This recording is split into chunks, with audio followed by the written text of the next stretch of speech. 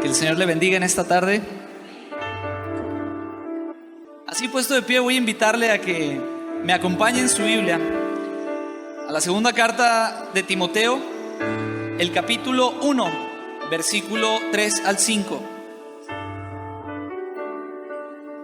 Segunda de Timoteo, capítulo 1, versículo 3 al 5. Puede abrir su Biblia, aprender su Biblia, o si no trae Biblia, estar atento a lo que la palabra de Dios dice en las pantallas. Dice la Biblia: doy gracias a Dios, al cual sirvo desde mis mayores con limpia conciencia, de que sin cesar me acuerdo de ti en mis oraciones noche y día, deseando verte al acordarme de tus lágrimas para llenarme de gozo, trayendo a la memoria la fe no fingida que hay en ti, la cual habitó primero ¿en quién? En tu abuela Loida, y después ¿en quién? En tu madre Eunice, y estoy seguro que en ti también. Padre, te damos gracias en esta tarde porque tú eres bueno. Señor, nos ponemos delante de tu presencia en esta preciosa tarde que nos permite celebrar y festejar a las mamás. Gracias por el privilegio que nos das de estar en tu casa para celebrarlas, para honrarlas y para darte gracias a ti por sus vidas. Dios, te pido que el consejo de tu palabra venga a nuestras vidas como iglesia, que podamos entenderlo, aceptarlo, recibirlo, pero sobre todo ponerlo en práctica y vivirlo. Dios, gracias por este bendito momento y Señor, bendícenos con tu presencia en esta tarde, en el nombre de Jesús, amén. Puede ocupar su lugar, hermano. Como ya decía el pastor, en México alrededor o hace poquito más de 90 años que celebramos esta, se puede decir, tradición de honrar o de celebrar o de festejar a mamá el 10 de mayo. Y para comenzar me gustaría saber cuántas mamás nos acompañan en esta ocasión. Levanten la mano todas las mamás. Mire, quiero que la iglesia, espere un momento ahí con su mano levantada. Quiero que la iglesia se dé la oportunidad de voltear para que vea todas las mamás que tenemos aquí en la iglesia. Un gran número de congregantes son mamás. Qué gran bendición. Y mire, por ahí dicen, hay una frase célebre que todos alguna vez hemos escuchado, y por ahí dicen que madre solo hay una. Pero yo me di a la tarea de indagar un poquito en mis años posteriores como hijos, y me di cuenta de que en efecto madre solo hay una, pero frases de madre hay muchas. Y quiero comenzar la idea de este sermón partiendo de algunas frases que tal vez usted como madre ha dicho, pero que sin duda usted como hijo ha escuchado. Y no me dejará mentir que alguna vez en su vida escuchó: si lo busco y lo encuentro, ¿qué? Y ahí va uno y se regresa a buscarlo otra vez porque no quiere saber qué significa ese qué. O cuando la mamá se enoja y dice: esta casa no es hotel. Y cuando uno quiere salir, que dice: ya me voy, y se voltea a la mamá y dice: ¿a quién le pediste permiso? Y si uno se le ocurre contestar o hablar, ellas van a decir: no, mijito, tú no te mandas solo.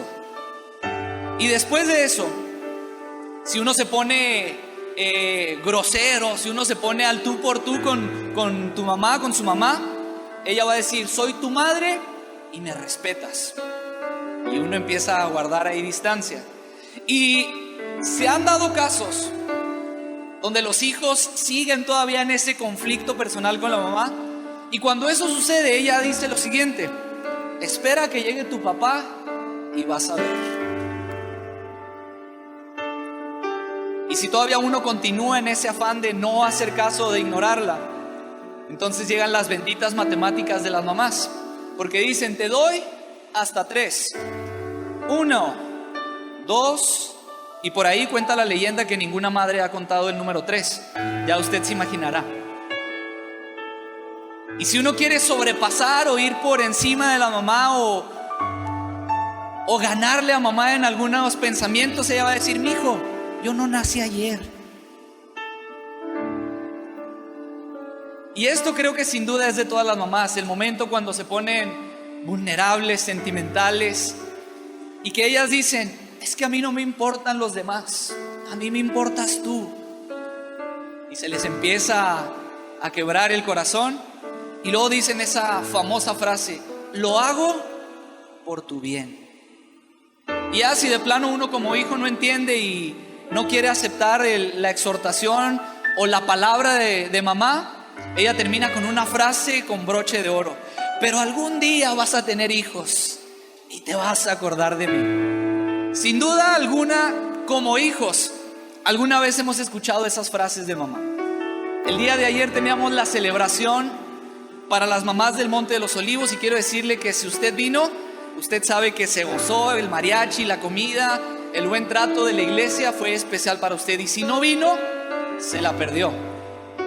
Y dentro del convivio me llamaba mucho la atención lo que el hermano Vega decía, porque las mamás nos enseñan. ¿Cuántos hijos hay aquí que han aprendido algo de mamá? Levanten la mano.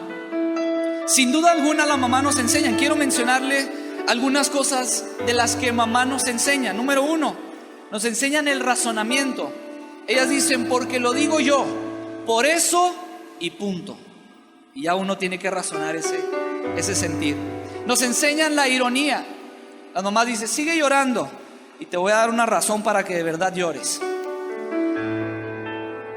Nos enseñan a ser ahorrativos. Ellas dicen: guárdate esas lágrimas para cuando yo me muera. Nos enseñan esa fuerza de voluntad. Y ellas dicen: te quedas sentado hasta que te comas todo. Nos enseñan la meteorología. Cada vez que se aparecen por nuestro cuarto dicen: parece que por aquí pasó un huracán porque mira cómo dejó todo. Nos enseñan patrones de comportamiento. Eres igualito a tu papá. Y por ahí en la casa dicen: corregido y aumentado. Nos enseñan la ventriloquía. No me rezongues, cállate y contéstame. Y ahí está uno. Nos enseñan la lógica. Mamá, ¿qué hay de comer? Comida. Y nos enseñan los principios más básicos de la religión. Pídele a Dios que se quite esa mancha del uniforme o de la alfombra, porque si no, ya verás. Sin duda las mamás siempre nos enseñan. Yo quiero pedirle a usted como iglesia que le demos un aplauso a todas nuestras mamás, a todas las mamás del Monte de los Olivos, porque sin duda aprendemos y sus vidas son especiales para nosotros. Las amamos y reconocemos su gran labor y participación en el maravilloso regalo de Dios como creador, que es la vida, y ustedes como medio para traer esa vida. Aprendemos de ustedes y nunca dejaremos de aprender de ustedes. Y por eso en base a ese aprendizaje que podemos aprender o que pueden plasmar en nosotros, quiero compartir en esta tarde el tema: un verdadero modelo de fe. Me impresiona porque el apóstol habla a Timoteo y empieza a elogiar la fe de este discípulo que él tenía. Y por ahí menciona unas características de la fe que más adelante le voy a compartir. Pero me agrada el punto porque él menciona la fe del discípulo, pero toma el momento especial, importante y preponderante para hacer el énfasis en la raíz o en la consecuencia de esa fe que había visto. Es decir, Timoteo tenía esa fe, pero Pablo dice que primero fue en tu abuela y que después fue en tu madre. ¿Cuántas abuelitas hay aquí? Levante su mano. La mitad o sea que están las hijas de las 3 generaciones, ya se pueden ver aquí. Y me impresiona ese sentir de cómo Pablo elogia la fe de Timoteo, pero aprovecha el momento para traer virtud o reconocer ese modelo verdadero de fe que había visto en la madre de Timoteo y que había visto en la abuela de Timoteo. Ahora, hermano, cuando hablo de un modelo, la única función que puede desarrollar es la de un modelo. Y cuando hablo de modelo es un patrón, algo que se ve, algo que se puede hacer, algo que es en cuanto a costumbres, comportamiento, actitudes. Eso es un modelo.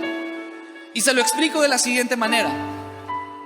En casa nosotros tenemos el modelo de nuestras mamás.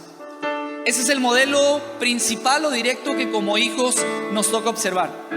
Y mamá muchas veces lo va a decir, pero muchas veces lo va a callar y simplemente lo va a hacer a modo de plasmar ese modelo en nuestras vidas. Es decir, ella no se va a mantener diciendo: la cocina tiene que estar limpia, el cuarto tiene que estar alzado, los pisos tienen que estar trapeados, todo debe estar en orden. No lo va a decir, pero cuando usted llega a casa, usted va a ver los platos limpios, va a ver los pisos trapeados, va a ver las camas alzadas, va a ver las cosas acomodadas, porque ella está desarrollando ese modelo que su mamá le dejó. Y es el modelo con el que nosotros aprendemos a vivir, a crecer. Pero el modelo solamente puede cumplir con su función de modelo. Le explico así. Nosotros como hijos va a llegar el momento en el que tenemos que salir de casa y mamá ya no va a poder hacer nada por nosotros en casa. Es decir, los pisos ya no se van a limpiar solos, ella ya no los va a limpiar, mamá ya no va a lavar los trastes, ya no va a alzar las camas, ya no va a estar ahí para acomodar o para poner el orden que desde pequeños fuimos viendo y que desde pequeños fue marcando en ese modelo. Pero ya a esa edad nosotros hemos visto el modelo que nuestra mamá nos dejó y actuaremos en base a ese modelo. Ahora, como hijos, solamente hay dos cosas que podemos hacer. Una es adoptar el modelo y otra es rechazar el modelo. ¿A cuántos les gustaría adoptar el modelo de su madre? Sin duda alguna hemos aprendido y visto la dedicación con la que hacen las cosas y es algo que queremos hacer, pero un modelo simplemente es esto, es un ejemplo que se da. Y llega el momento en el que ya no puede hacer más, ya mamá ya no va a poder hacer más, pero el ejemplo lo dejó allí, el ejemplo lo dejó plasmado, el modelo lo dejó totalmente visible y enseñable para que el hijo pudiera recibirlo o aceptarlo. Y la pregunta entonces es: ¿cuál era el modelo que Timoteo veía en su hogar? ¿Qué era lo que el pequeño Timoteo, antes de ser discípulo de Pablo, había visto en su casa? ¿Cuál era ese modelo en el que caminó? ¿Cuál era ese modelo que había visto en su madre? Que cuando creció, el apóstol Pablo se dio la tarea de reconocer y elogiar tan prestigiosa fe. Quiero que me acompañe en su Biblia al libro de Hechos, capítulo 16, versículo 1.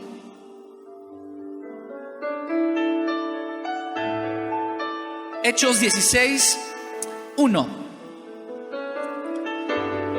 Dice la palabra de Dios: después llegó a Derbe y a Listra, hablando de Pablo, y he aquí había cierto discípulo allí llamado Timoteo, hijo de una mujer judía, ¿qué? Una mujer judía, ¿qué? Creyente. Es decir, una mujer cristiana, una mujer que había aceptado la fe salvadora, una mujer que había creído en Cristo, una mujer que creía en el sacrificio de Cristo, en la resurrección de Cristo y en la intercesión de Cristo ante el Padre por usted y por mí. Esa era la mamá de Timoteo. Ahora, ¿cuál era el modelo de fe que Timoteo tenía en su hogar? Sin duda, el mejor de todos. Ese era el ejemplo, ese era el modelo de una madre que era un verdadero modelo de fe. ¿Cuántas mamás quieren ser un verdadero modelo de fe? Mire, existen algunos aspectos que caracterizan un verdadero modelo de fe. Y con esto quiero decir que son algunos consejos que la Biblia nos enseña para que usted como mamá pueda tener buenos resultados en los hijos. Se lo explico así: por más que la mamá de Timoteo, incluso la abuela de Timoteo, hubieran querido que Timoteo fuera salvo, no hubieran podido conseguirlo. Por más que mi mamá hubiera querido que yo fuera salvo, ella no hubiera podido conseguirlo. Por más que la chatita hubiera querido que yo fuera salvo, no lo hubiera conseguido. Yo tenía que tomar la decisión y la determinación. Y por ahí los hermanos que tienen más tiempo en la iglesia pensaban y decían: ¿se salvará Omar? ¿Irá a salir algo bueno de él? Y por más que las personas o que la abuela o que la madre de Timoteo querían que Timoteo se salvara era una decisión personal. Lo único que podían hacer era ser un verdadero modelo de fe. Y sin duda alguna, estos son algunos aspectos que a usted como mamá le van a servir para ser un verdadero modelo de fe.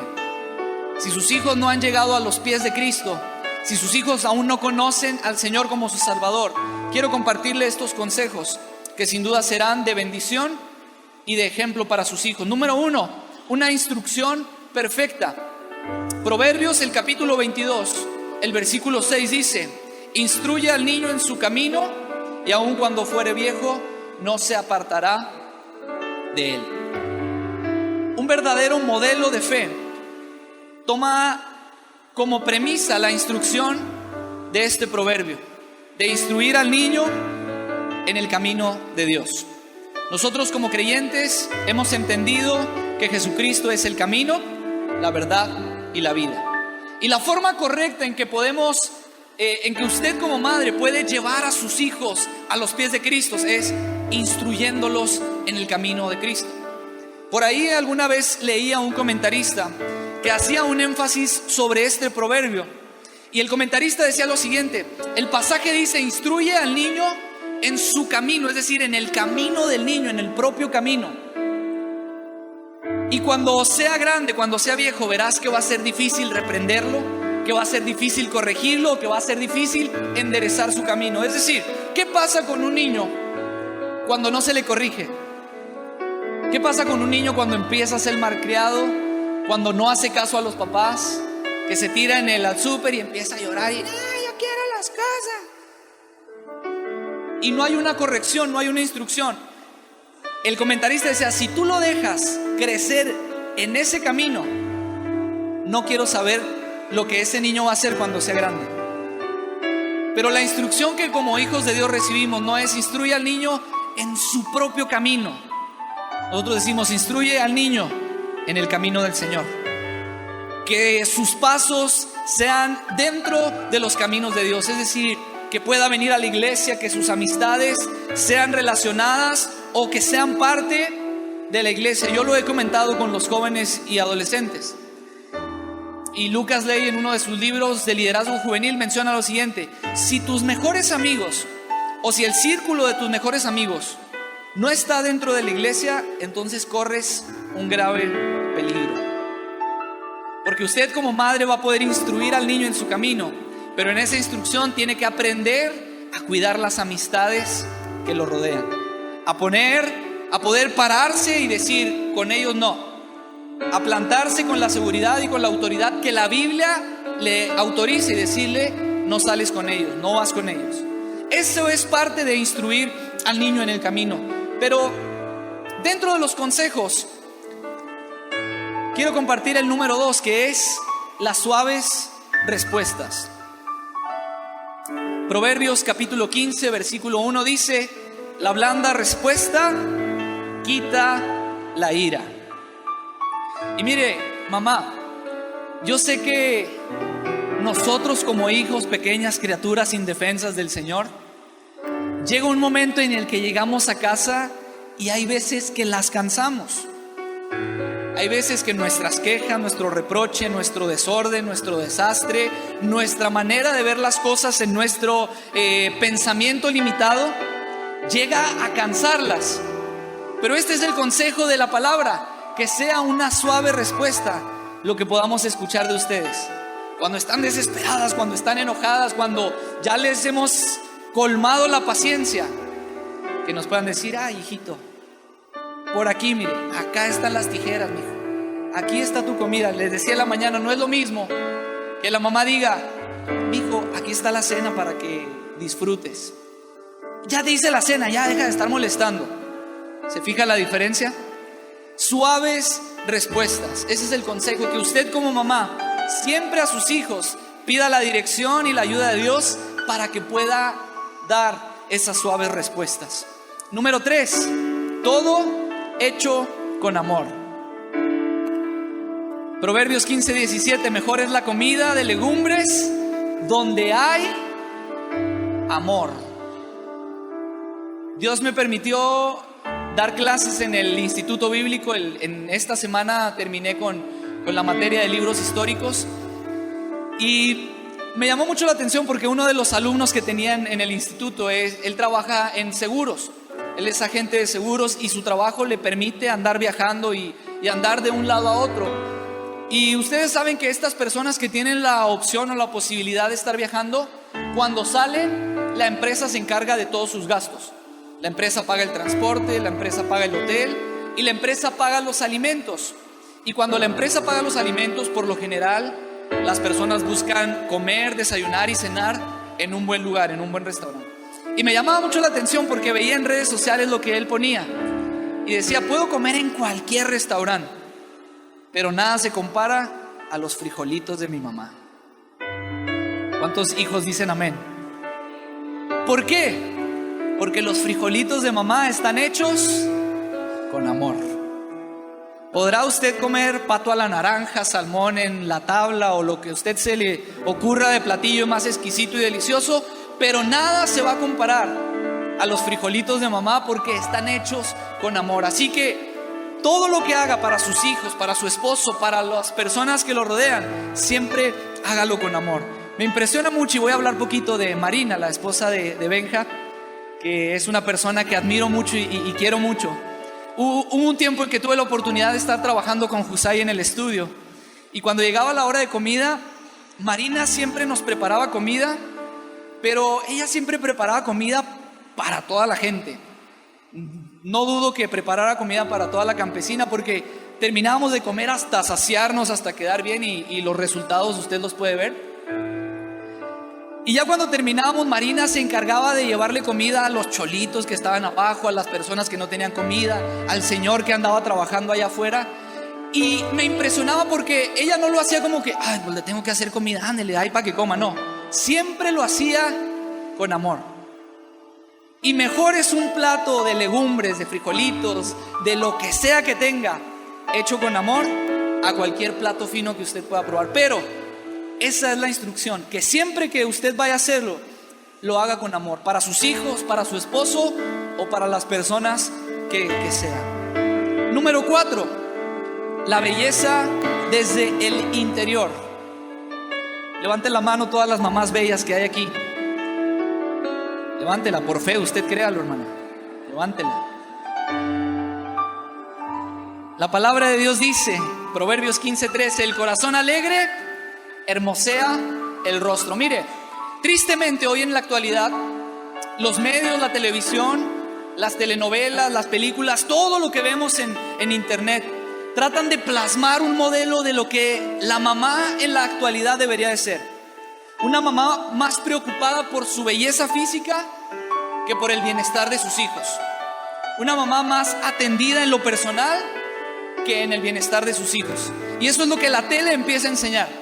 Preocúpate más por verte bien, por verte bonita, por tener la ropa de moda, porque tu cara sea bonita, porque compres esta crema, porque hagas esta dieta, porque vengas aquí, porque vayas allá. Y se preocupan por hacer eso.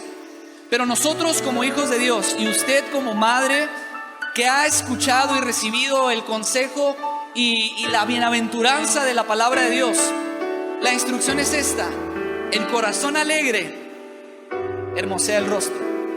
No necesita andar buscando otras cosas. Lo primero que tiene que hacer, no digo que sea malo, pero no debe ser ese el énfasis o lo principal. Lo principal es que su corazón esté alegre. ¿Y cuál es la forma de que el corazón esté alegre? La palabra de Dios dice, dame, hijo mío, tu corazón, y que tus ojos miren por mis caminos. Quiere que su rostro resplandezca y que se vea bien. Entréguele a Dios su corazón. Y cuando su corazón esté contento y feliz, entonces su rostro se va a hermosear. Mi mamá tiene algunos años ya de jubilada, y ella siempre llega gozosa y nos presume, porque de alguna u otra manera tiene la oportunidad de juntarse con sus amigas que antes estaban en el tecnológico. Algunas de ellas todavía están trabajando, otras de ellas también ya están jubiladas. Y cuando se juntan, ellas le preguntan, pues, ¿qué te haces, Verónica? ¿Por qué te ves tan rejuvenecida? ¿Por qué te ves tan bonita? ¿Por qué te ves tan llena de vida? La clave, el corazón alegre. El corazón alegre hermosea el rostro. Usted como madre, busque siempre que su corazón esté alegre. Más allá de una belleza exterior que venden los medios, usted busque esa belleza interior que solamente el Padre Celestial le puede dar. Y número 5, el perseverar hasta alcanzar. Perseverar hasta alcanzar. Me gustaría saber cuántas mamás dentro de Monte de los Olivos no tienen a sus hijos dentro de los caminos de Dios. Levante su mano. Aquellas mamás que sus hijos no han aceptado a Cristo. Mire, esta es una gran responsabilidad y un gran reto que usted como mamá o como verdadero modelo de fe enfrenta, y es el de perseverar hasta que Dios haga y cumpla el propósito que Dios tiene para sus hijos. El pastor en otra ocasión mencionaba el testimonio de Agustín de Hipona, uno de los más grandes teólogos que fue alcanzado por Cristo, pero hasta la edad de 35 años. Y lo interesante y lo impresionante de esto es que antes de que Agustín de Hipona aceptara a Jesús en su corazón, hubo una mujer que no dejó de orar por su pequeño. Hubo una mujer que no dejó de derramar lágrimas delante de la presencia de Dios, clamando y rogando a Dios por la salvación de su hijo. Y quiero explicarle, porque Agustín no era una persona que decía, bueno, era un hombre que se comportaba íntegramente o que era recto y que simplemente no había conocido de Dios. No. Agustín era un mujeriego, Agustín era un vividor, Agustín era un hombre pecador. Pero un día Ambrosio de Milán se acercó con la madre de Agustín y le dijo: es imposible que un hijo de tantas lágrimas no se salve. ¿Qué quiero decirle con esto? No deje de luchar por la salvación de sus hijos. No deje de orar por la salvación de sus hijos.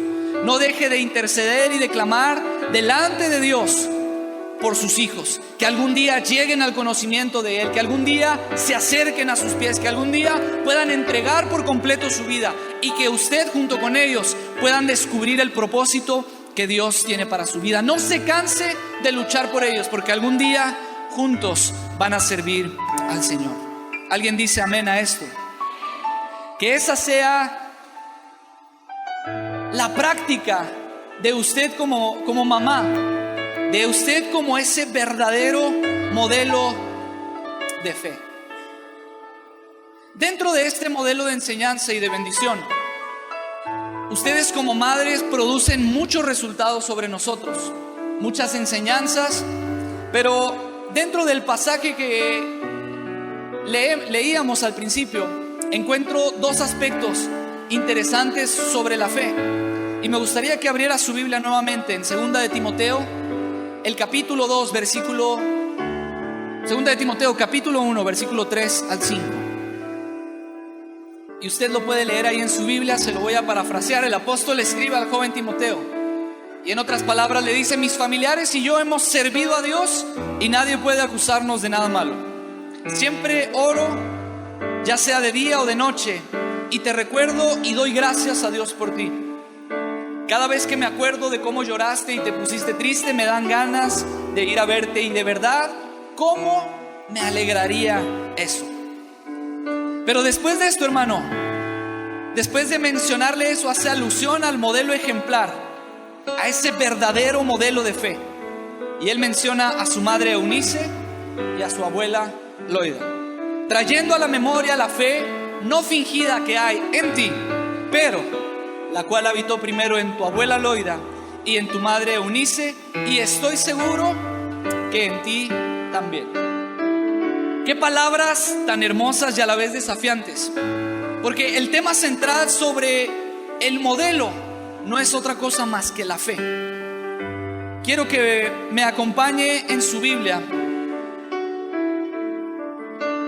a Romanos, el capítulo 10, versículo 8 y 9. El apóstol empieza a hablar de la fe de Timoteo, y cuando se refiere a la fe, es esta la fe. A partir de la siguiente parte. Esta es la palabra de fe que predicamos. Esta es la palabra de fe que estamos compartiendo, que estamos predicando. Que si confesares con tu boca que Jesús es el Señor y creyeres en tu corazón que Dios le levantó de los muertos, serás salvo. Entonces estamos hablando de una fe que es salvadora, una fe que salva, una fe salvífica. Es decir, una confianza puesta en Dios, pero al mismo tiempo puesta en su palabra. Creemos en lo que Dios hizo porque creemos lo que dice su palabra. La Biblia dice que la fe viene por el oír y el oír por la palabra. Entonces fundamentamos esta salvación en Dios a través de su palabra, porque es su palabra la que dice: el que cree en el Hijo tiene vida eterna. Y hemos entendido que esta fe es un regalo de parte de Dios, porque por gracia sois salvos por medio de la fe. Y esto no es de vosotros, pues es don de Dios. Es decir, Dios en su soberanía, en su gracia, tuvo a bien regalarnos esa salvación a usted y a mí por medio de la fe. Cuando usted y yo creemos, depositamos nuestra confianza y entendemos que Dios es el que hace, es entonces cuando hablamos de una fe que salva. Y ese es el principio de la salvación.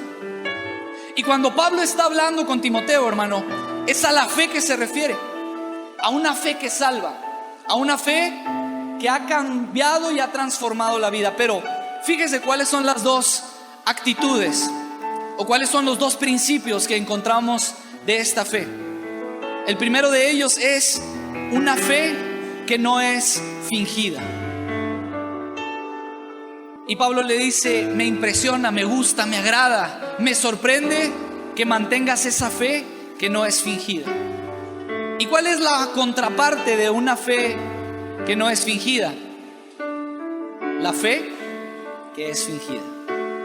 Cuando estaba en el instituto, el hermano René Castillo, uno de mis maestros, nos comentaba y nos platicaba en una clase que había un predicador que Dios lo usaba poderosamente y empezaba a hacer campañas, a realizar diferentes eventos, y la gente era tocada por el poder de Dios, la gente era conmovida y la gente recibía y sentía algo. Era un evangelista que predicaba y el poder de Dios caía en el lugar donde él estaba. Y el hermano René nos comenta que el hijo de este predicador empezó a observar todo lo que su padre hacía y empezó a aprender cada uno de los gestos que su padre hacía, cada uno de los ademanes cuando predicaba, los movimientos con la mano, cuando se agachaba, cuando se levantaba, cuando bajaba la voz, cuando subía la voz. Todas las cosas las empezó a aprender de su padre. Todo, absolutamente todo. El más pequeño detalle lo aprendió. Y en una ocasión él hizo un evento, invitó a la gente, hizo exactamente lo mismo que hacía su papá. La gente era tocada, la gente era conmovida, y él empezó a ver que la gente realmente recibía o se producía algo en las personas. Y tiempo después lo entrevistaron en medio de una fiesta lleno de alcohol, de drogas y de mujeres. La persona, este predicador aparente, era mujeriego, drogadicto, alcohólico, una persona totalmente desviada y desfasada de los propósitos de Dios. Y le preguntaban: ¿y cómo es que tú predicas y que organizas y que la gente se toque, y que la gente es movida y que la gente es conmovida sobre todo? Y él decía: no, es que yo solamente imito lo que hacía mi papá. Yo solamente finjo lo que él hacía, pero yo no hago nada más. Y cuando Pablo habla a Timoteo, le dice: me impresiona, me gusta, porque tu fe no es una fe fingida. Es decir, no estás copiando y no estás haciendo algo por quedar bien con tal persona, por tener tal ganancia, por realizar o por tener cierto prestigio. Tú estás demostrando una fe que no es fingida. Y con todo esto de la globalización y de los medios, de las redes sociales que nosotros vemos, usted sabrá que la influencia más directa que tenemos como México es la de Estados Unidos. Y México se reconoce o se conoce como un país que es católico. Estados Unidos se conoce como una nación o como un país que es cristiano. Y hay muchas personas dentro de los medios, artistas, futbolistas, diferentes personas que uno puede ver y reconocer. Y ellos dicen, sí, yo soy cristiano. Por prestigio, por moda, por innovación. Ellos dicen, sí, yo soy cristiano. Pero sus actos y su manera de vivir no tienen nada que ver con una fe verdadera. Es decir, muestran al mundo una fe fingida. Porque cuando hablamos de una verdadera fe, estamos hablando de ir más allá, de entender lo que Dios habla en nuestras vidas, de saber qué es lo que Dios quiere para nosotros. Cuando hablamos de una fe que no es fingida, hablamos de seguir a Cristo, cueste lo que cueste. ¿Cuántas personas han decidido aquí entregar su vida a Cristo y seguir sus pasos hasta el final? Amén. Esa es nuestra motivación. Y Pablo le dice, esa fe que no es fingida. Cristo lo dijo, no todo el que me diga Señor, Señor.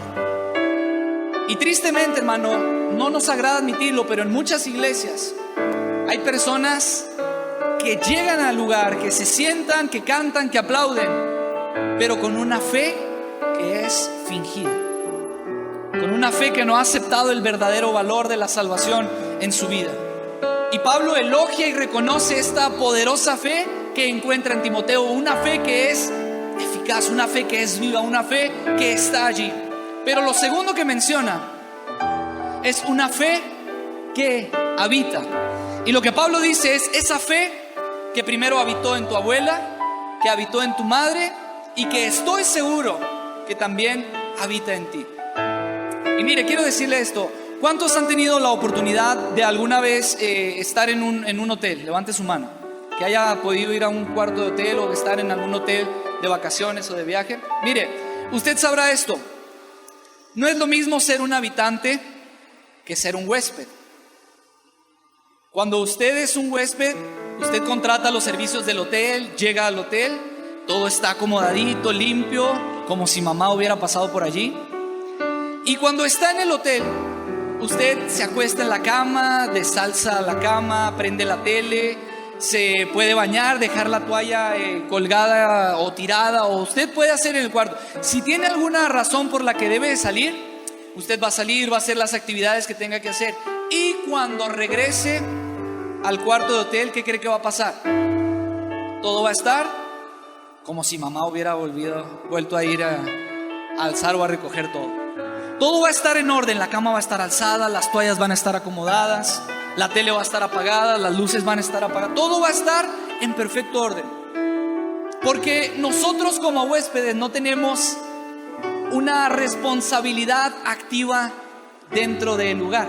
Nosotros vamos, estamos un momento y sabemos que va a llegar el momento de irnos. Y como sabemos que nos vamos a ir, no nos preocupamos por alzar, no nos preocupamos por recoger o por tener limpio, porque no tenemos esa responsabilidad allí.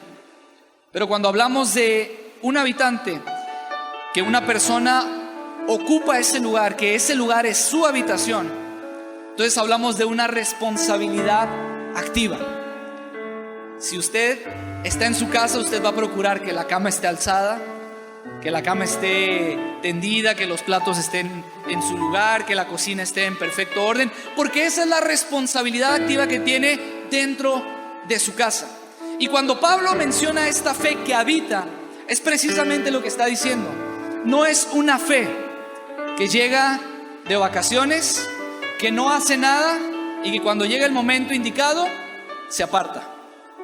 Pablo se refiere a una fe que habita, a una fe que mora, a una fe que ha puesto su lugar ahí. Usted sabe que está en el hotel, pero que va a llegar el momento en el que tiene que regresar a casa, porque esa es su casa. Y la fe de la que Pablo habla es esa fe que ha permanecido, esa fe que vive ahí, esa fe que ha cimentado su vida y todo lo que va a hacer dentro de. Esa es la fe de la que menciona Pablo, una fe que no es fingida y una fe que habita allí.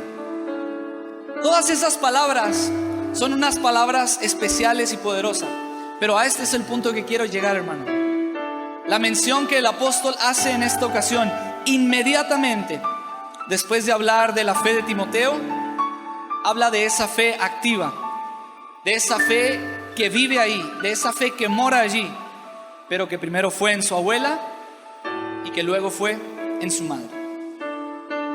Y qué sorprendente ejemplo de estas grandes mamás para lograr tal impacto y sobre todo tal influencia en la vida de Timoteo, para que él decidiera o separara y dijera en algún momento: esa fe que habitó en mi abuela, esa fe que habitó en mi madre, esa es la fe que quiero que habite en mí. Es interesante e importante retomar las palabras que el pastor compartía, porque la salvación no se puede heredar.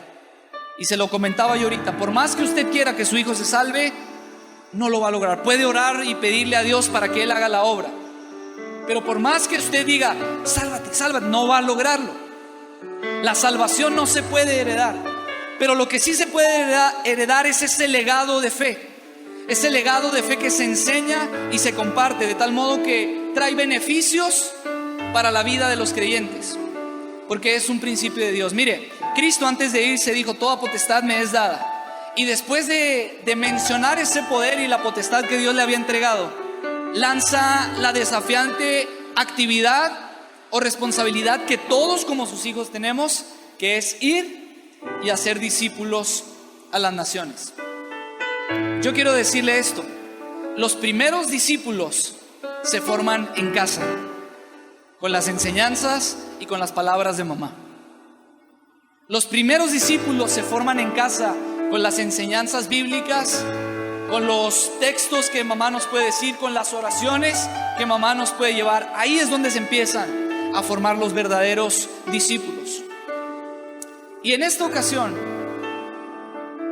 me gustaría honrar la vida de aquellas abuelas y madres que han desempeñado esta preciosa labor, que han sido ese verdadero modelo de fe, que han sido ese ejemplo de búsqueda constante de Dios. Y si usted es esa mamá, gloria a Dios por usted. Pero si usted no es esa mamá, es tiempo de empezar a dar el ejemplo y buscar esa fe que quiere habitar y morar dentro de usted. Voy a pedirle que se ponga de pie. Y quiero decirle esto: mire, yo tengo la bendición de ser cuarta generación de creyentes. Mis bisabuelos por ambos lados fueron creyentes.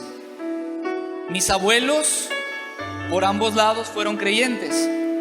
Y aunque usted no lo crea, mis papás, los dos, son creyentes. Tengo la bendición de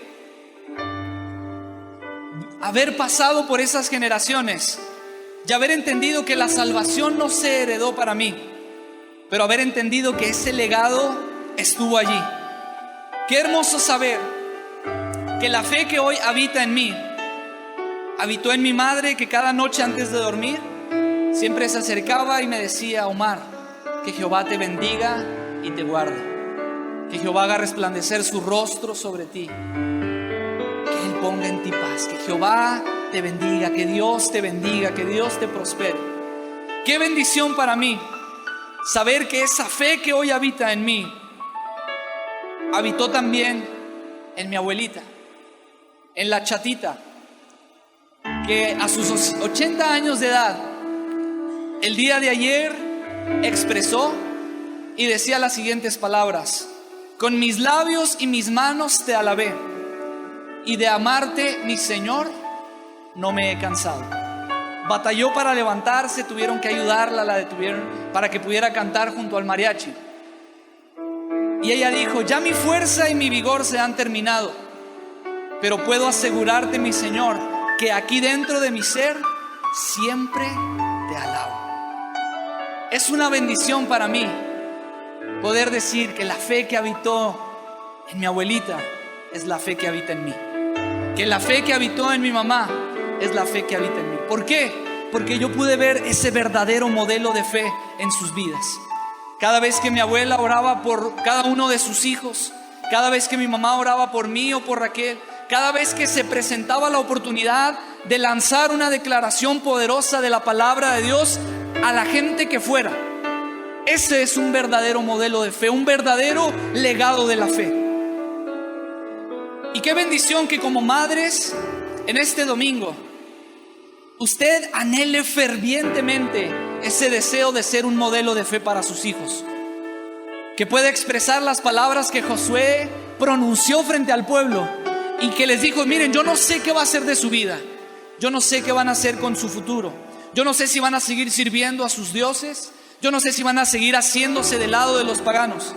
Pero Josué se planta con toda determinación y autoridad y él dice: pero mi casa y yo serviremos a Jehová. Si usted quiere hacer viva esa declaración, que realmente su casa y usted sirvan a Jehová, empiece a ser ese verdadero modelo de fe. Me gustaría que todas las mamás del Monte de los Olivos vinieran a este lugar. Todas las mamás, vénganse, todas las mamás. Mire qué hermosa bendición. Todas las mamás del Monte de los Olivos. Voy a pedirles que cierren por un momento sus ojos. A usted, congregación, también cierre sus ojos ahí donde está. Y vamos a pedir a Dios que deposite ese verdadero modelo de fe en cada una de ellas. Sé que muchas lo han hecho y que muchas lo son. Y tal vez a algunas les falta algunas áreas de la vida para que puedan ser ese modelo de fe que sus hijos necesitan ver. Padre, en esta hora ponemos delante de ti a todas estas preciosas mamás. Tú las has honrado con el precioso regalo de poder dar la vida, de poder traer la vida. En tu bendita soberanía y gracia, tú has regalado ese precioso don de la vida, pero has utilizado a estas mujeres como medio para que suceda. Dios, hay una gran responsabilidad delante de ellas. Hay muchos modelos que se pueden seguir. Hay muchos modelos que se pueden adquirir.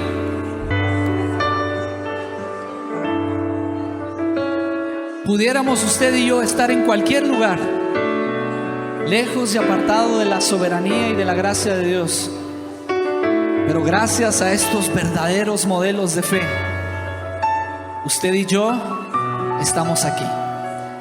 Creo que es razón suficiente para adorar a Dios y dar gracias a Dios. Bendiga a Dios por la vida de su madre. Alabe a Dios por la vida que ha permitido, por ese gran ejemplo que le ha dado. Oh Señor, estamos delante de ti como hijos, dándote gracias por estos preciosos tesoros. La Biblia dice que los hijos somos herencia para los padres.